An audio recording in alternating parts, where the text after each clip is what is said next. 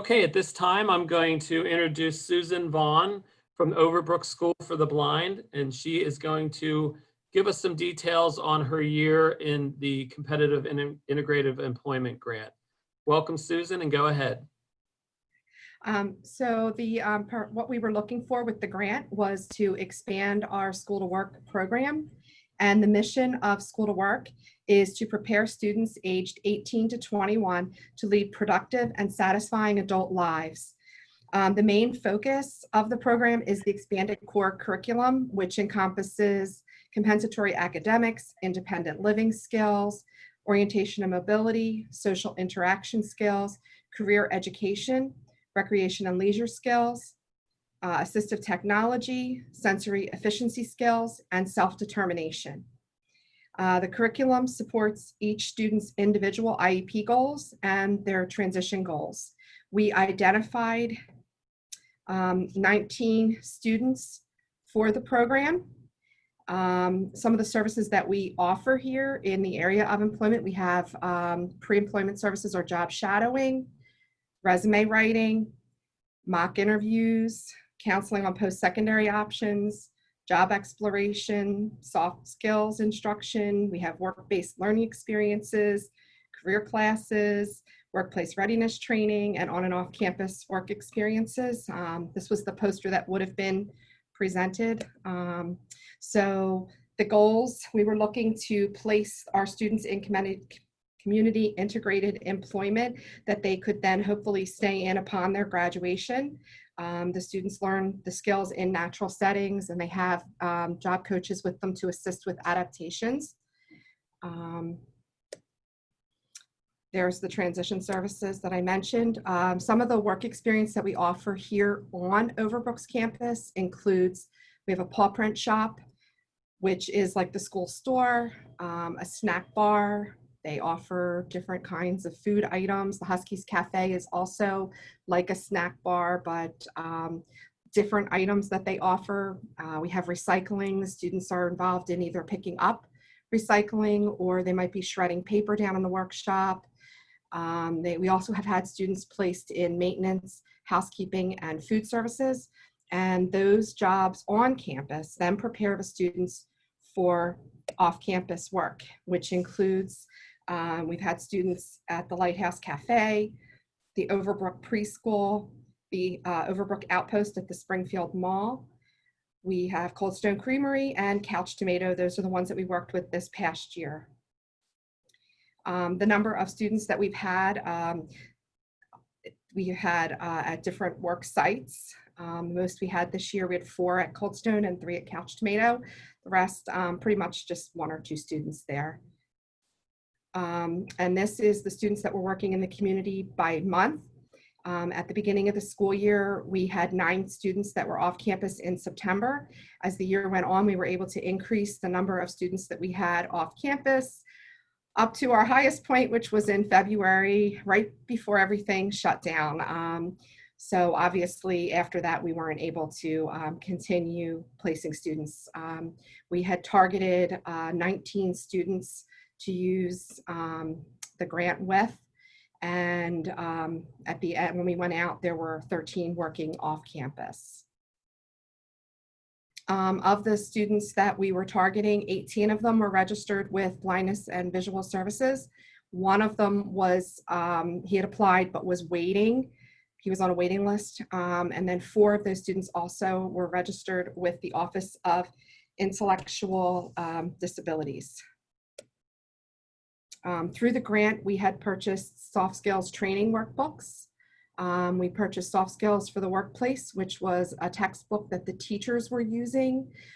We purchased the Choices 360 program, and students were filling out career interest inventories and other skills things that were in that program, and that would enable us to help with job matching.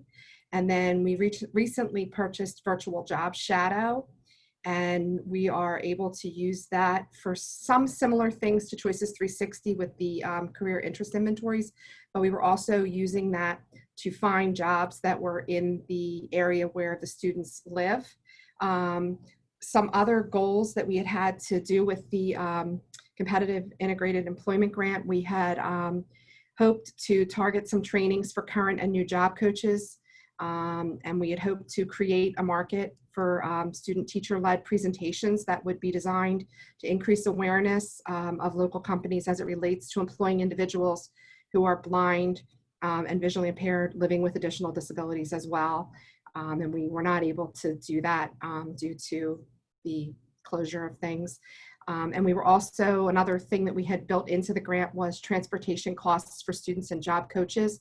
A lot of our students, if they are going to be traveling on SEPTA, we look to have them travel to their jobs with SEPTA or with paratransit if that's the route they're going to go. Some of them, we do have job coaches drive them to and from the jobs, but we try to make it whatever form of transportation they would be using upon their graduation so that they get practice with that.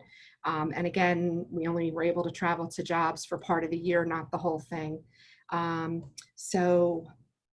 We do work with families. We have a transitional checklist and planning guides for families to help their child through career and independent living planning process. We ask the students what their goals and interests are, and parents are also encouraged to express their own hopes and goals for their child. We try to take the parents and the students and visit potential placements along with Overbrook staff. And we have at the IEP meeting, the students share their work experience. They usually put together a PowerPoint or some kind of a presentation to let their families know what they've been doing and what their plans are for the future. So this year, some of the things that went well for us is that one student was hired by an employer directly from our work experience program, and he is currently working there.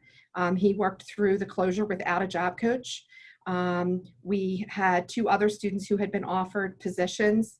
One was they were for the summer, and then the other one was she was graduating. So we were hoping she would be able to go there. And it sounds like that one that was going to go there upon graduation is actually possibly starting there soon. They're starting to open the company back up. Two of the students transitioned to being independent. They did not need a job coach anymore. One of the students was traveling independently to the work site. We had two new work sites that we added this school year.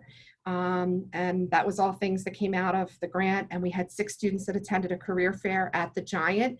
And one student was possibly being offered a position, but that happened. The career fair was in, I believe, the beginning of February, and we were working on everything the beginning of March. And then, of course, he was unable to work there. Challenges that we had faced was the students were unable to work in their off-campus work settings as of the beginning of March. Students that had been working on clearances to travel independently were no longer able to continue to obtain that clearance. And we had difficulty, but this is a difficulty we have had for a long time, is finding job sites near the students' homes. And that was what we were hoping, that through the use of the grant funds that we would be able to get jobs closer to the students' homes, and that they would then be able to stay in those jobs upon their graduation. And that's everything. Thank you, Susan. One of the questions I had actually was, you had a nice list of off-campus experiences for the kids after they've gone through your on-campus and they move out into the off-campus experiences. Can you tell us, were your off-campus sites established, or were they all new to you this year, and how did you go about cultivating those? It was a combination of both. So for this year, we had 1, 2, 3, 4, 5 of the sites that we had students at were sites that they had been at we've had students at in the past. 2 of them were new this year. And we just back at the end of last summer, when we were scheduling for students for off-campus work for this year, we began looking more at the community around the school and seeing what was here and who we could tap into for possible job sites. There's a lot of places that were called that are not reflected on here, and we had tried to find different types of employment based on the students' wishes of where they thought they wanted to work. For example, we had a couple of students who were interested in cosmetology or hairdressing. And so we had called some of the local beauty shops, and we tried a couple beauty schools. We tried a cosmetics retail store to see if we could get a student there. So we reached out and tried to find new jobs. And a lot of this was also based on, we did a look at what the jobs are that are in the area that people that are like high demand that our students could do. And we tried to put students into some of those. So, and new this year was Corner Bakery and Ann's Choice. Okay, great. Thank you. Mhm. We want to just take a minute and say thanks to you and the rest of the staff at Overbrook for participating in this year's grant. And we certainly hope that we will be looking maybe forward to another application for an extension grant from you guys for next year. But again, thanks for your work on this, and we appreciate all of your input.